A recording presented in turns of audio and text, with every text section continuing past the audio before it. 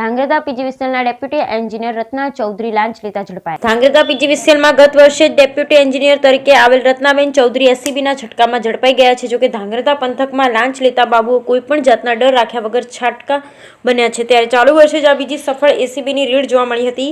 ગત વર્ષે ઘુડખર ફોરેસ્ટ વિભાગમાં આરએફઓ બાદ આ વર્ષની શરૂઆતમાં જ પીજીવીસીએલના ડેપ્યુટી એન્જિનિયર એસીબીના ધાંગધ્રા વહીવટી તંત્રમાં ફફડાટ જોવા મળી રહ્યો છે.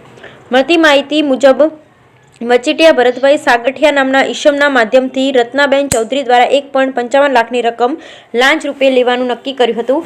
જે મીટરમાં વીજ ચોરીની દંડ નહીં આપવા બાબતે લાંચની માંગ કરવામાં આવી. બાતમીદાર દ્વારા ગાંધીધામ એસીબીનો સંપર્ક કરી સમગ્ર લાંચ કાંડને પકડવામાં આવ્યું. Bureau report Hitesh Rajpara, Dhrangadhra.